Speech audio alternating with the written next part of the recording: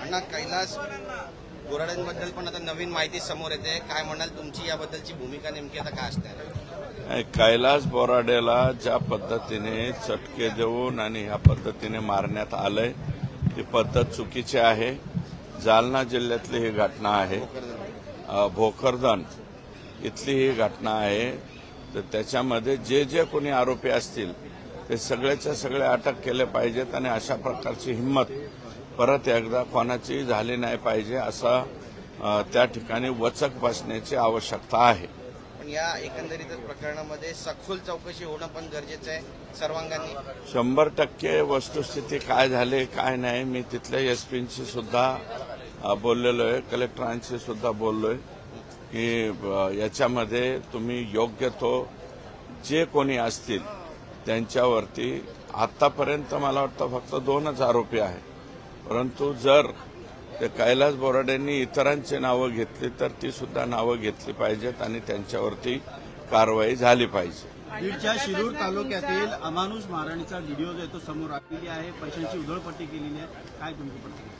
मी स्वतः कालच सांगितलंय या बाबतीत की ती जी घटना आहे ती घटना 1.5 वर्षापूर्वीची आहे. मी नाकारत नाही, सतीश भोसले हा माझाच कार्यकर्ता आहे आणि महिलेच्या छेडछाडीवरून तो प्रकार काहीतरी घडलेला आहे आणि याच्या उपर आतापर्यंत जर त्याच्या बाबतीमध्ये फिर्याद स्पष्टपणे कालच सांगितले, विक्टीम तो समोरचा जो कोणी पीडित असेल तो जर पुढे आला तर त्याने फिर्याद द्यावी.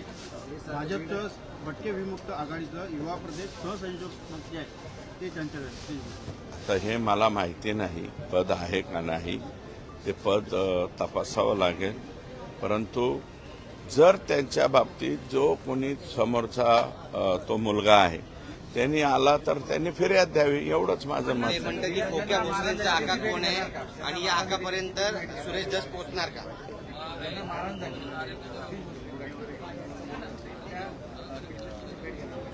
त्याची समर्थन मी केलेलं नाही. तो जर मी म्हणला तर त्याची मी भेट घेईन. मला काय भेट घ्यायला?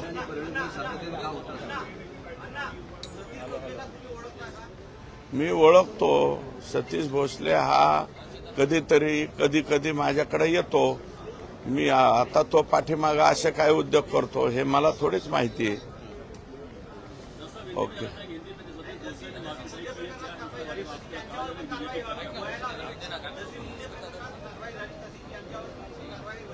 शंभर टक्के त्याच्यावर कारवाई झाली पाहिजे.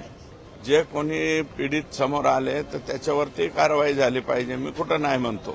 आणि महादेव मुंडेंच्या मिसेस मला वाटतं परत एकदा तिथं उपोषणाला बसल्यात. महादेव मुंडेच्या आरोपींचा सुद्धा लवकरात लवकर तपास झाला पाहिजे अशा प्रकारची माझी विनंती.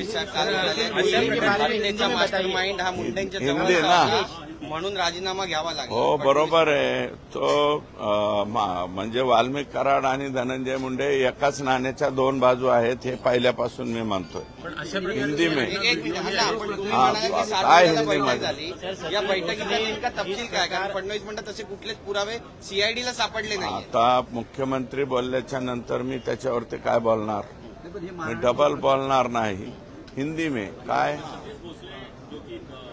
जो सतीश भोसले जिसका फोटो वायरल हुआ है, मैंने कल मालूमात ली है, वो घटना 1.5 साल के पहले की है.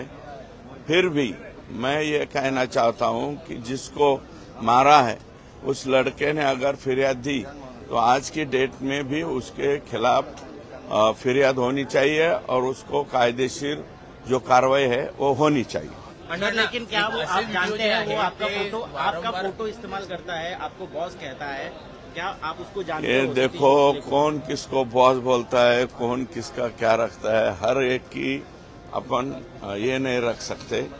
फिर भी मुझे अगर बॉस भी बोला है तो बॉस ही बोलता है ना, उसके ऊपर कार्रवाई होनी चाहिए. लेकिन क्या आप उसको जानते हैं, आपका कार्यकर्ता है वो जानता हूँ. मैं कभी कभी मेरे पास आता है और मैं ये कहता हूँ कि अगर मैं भी उसका बॉस हुआ तो बॉस का ही कहना है कि उसके ऊपर उचित कार्रवाई होनी चाहिए. असे व्हिडिओ जे काही व्हायरल होतात मुद्दाम केले जातात. ते दीड वर्षापूर्वीची घटना आहे, एवढं मात्र त्याच्यामध्ये मला माहिती आहे. बीडमधलं नाहीये ते प्रकरण. आमच्या ऊसतोडीमुळे 10 दिशा लोक सगळीकडे आहेत. त्याच्यातून वेगवेगळ्या प्रकरणातून आणि महिलेच्या छेडीवरून आणि अगोदर खोटं सोनं देतो म्हणून काहीतरी घटना घडली असं माझी माहिती आहे.